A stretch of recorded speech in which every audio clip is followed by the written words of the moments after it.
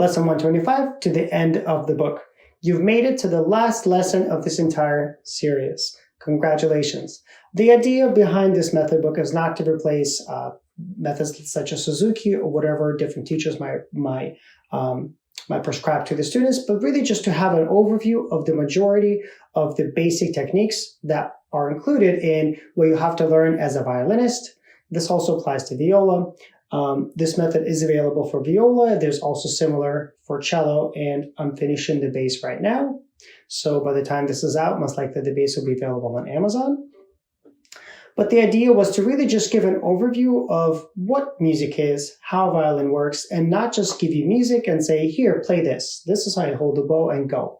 I really spent my entire life as an educator trying to figure out why things are challenging, how things work, and how can we just get really quick results to the point where we can get to what we want, which is to make music, to enjoy it, to make it beautiful, and really just enjoy learning. It is so much fun learning new music, and it's a lot more fun when you get together with friends and you play. So I hope I was able to achieve my goal to help to demystify this beautiful instrument to make learning fun.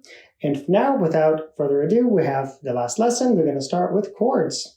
Chords are 3 or more notes played together. On the violin, the only option are 3 and 4 note chords. Chords can be major, minor, diminished, or augmented, sevenths, ninths, and many more.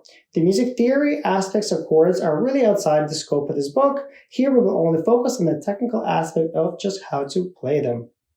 Now, it is impossible to play a sustained chord in the violin because we can only play 2 sustained notes at the same time. Our bow is under tension and we can't play. No matter how much we try, we could go way over here and try this.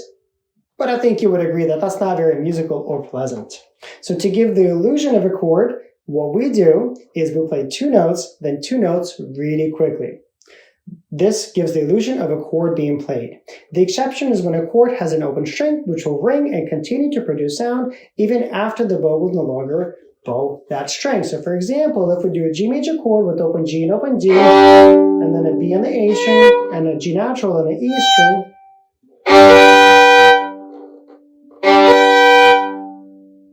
you'll notice how the G and the D is still ringing. So technically, I am playing a chord because all 4 notes were actually being sounded. Okay?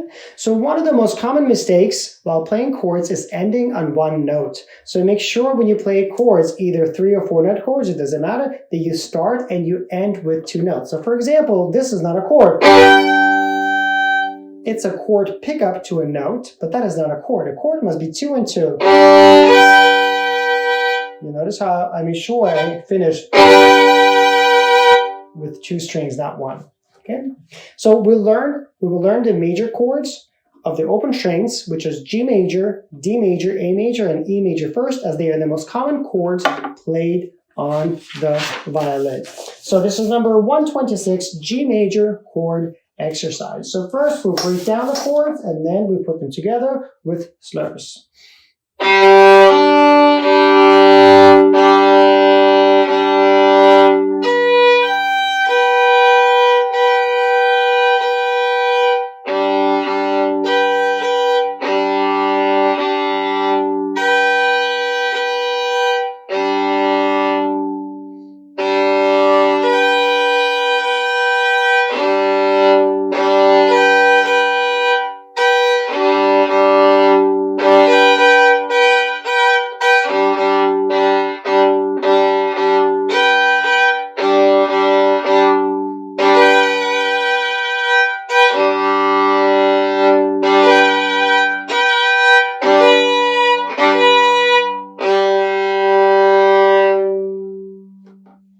So you notice how I sustained and I used the full bow the entire time. We'll accept the quarter notes.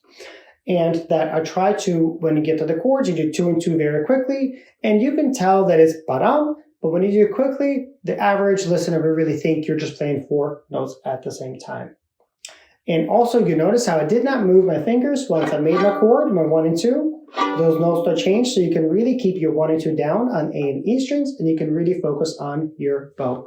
And the reason chords are tough is because not only are you moving down and up, but you're also not changing this the string. So there's 2 bow changes at the same time. We're going to go on to 127, D major chord exercise.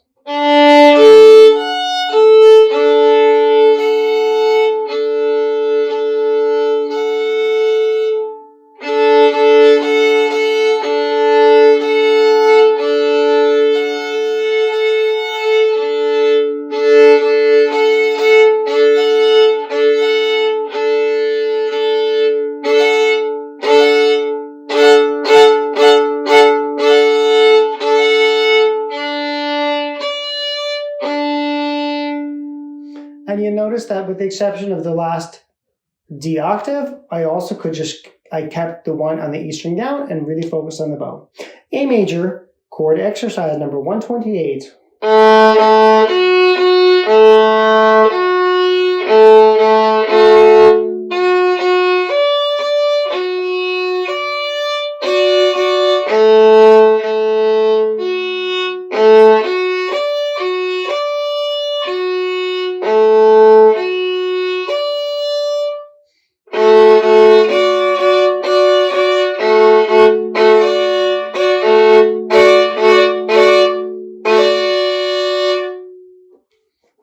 We're moving on.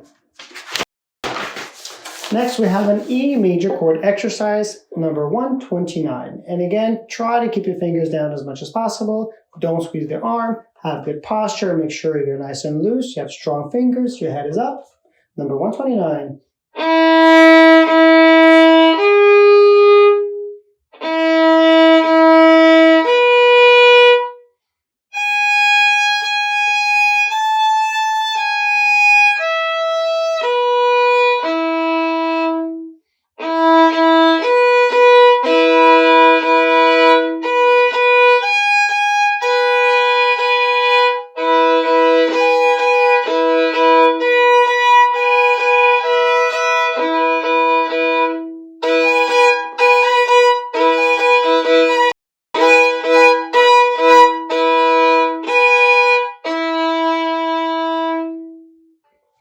Now, number 130, Twinkle, Twinkle, Little Star with chords is definitely a little extra and a little over the top. But I thought it would be fun to try to harmonize and play Twinkle, Twinkle, Little Star with chords just for extra practice. Here's 130.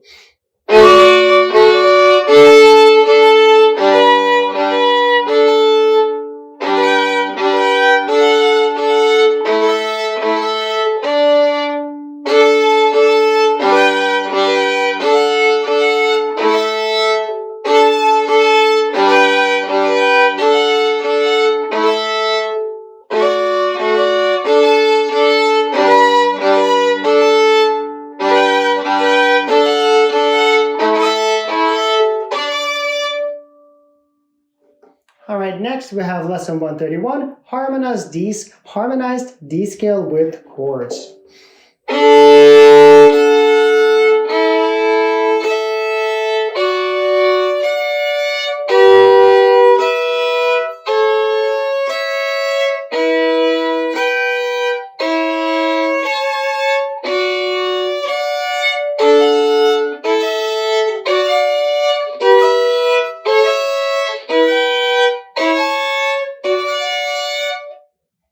And then last but not least, we have lesson 132, that is string crossing with chords. Now you see a new word here. This is simile. Simile in Italian means similar. So anytime you have a bowing or an articulation or some kind of pattern that you want to repeat, instead of writing everything out by hand or with a computer even nowadays, you could write the word simile and the performer knows that they just have to go in a similar fashion. It could apply to dynamics, articulation, or bowing. Here, it applies to bowing. So we have string crossing with chords.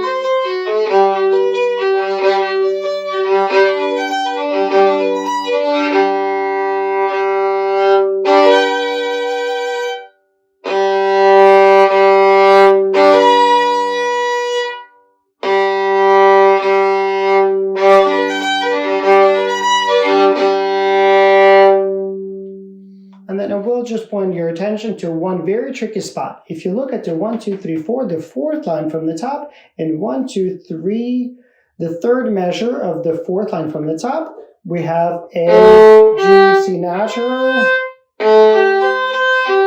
and then we have A, F sharp, C natural. So the way we play that chord is we take the 3 and we make the 3 low. So it goes.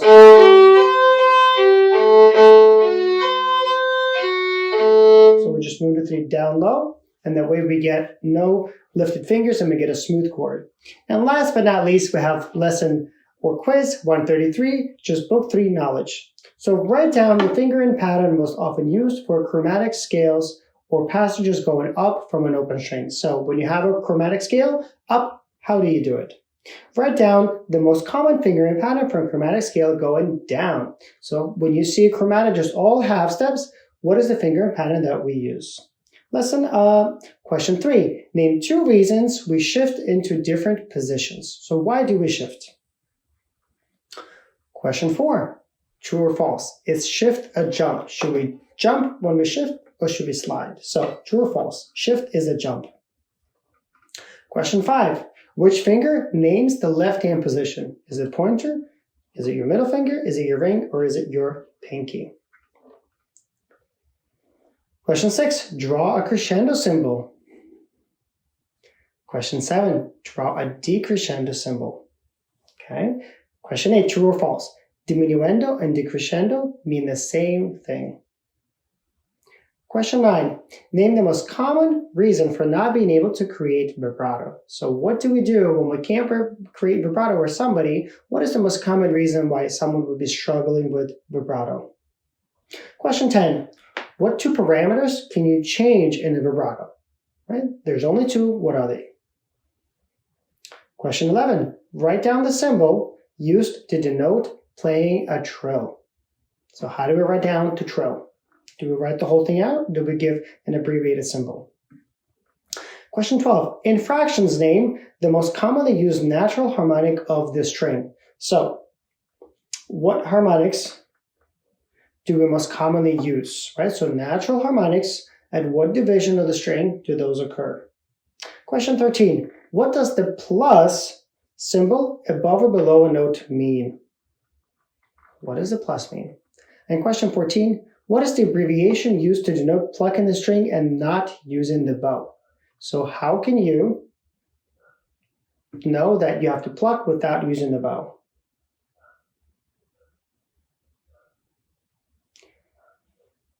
Question 15. What word do we use to denote playing with the bow? So if you want someone to pluck, what would you write? If you want someone to bow, what would you write? And then question 16, how do we measure a double stop? So do we just go from the second and third? Like how do we measure the distance? How do we call the double stop? And last but not least, question 17, what is a chord? Chord has a very simple definition. It's a particular number of notes or more. What is it? So what is a chord? I thank you very much for joining me on this journey of learning violin fast.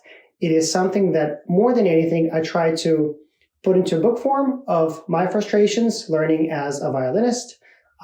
Very often I just found it told to practice more and repeat more, and that really didn't do it for me. So I really made it my life goal to try to figure out how to explain and how to teach this better. If you have any suggestions, comments, or likes, please leave them in the comments box. Again, please subscribe, please like, it really, really helps. And thank you for spending your time with me learning how to play the violin fast. Thank you.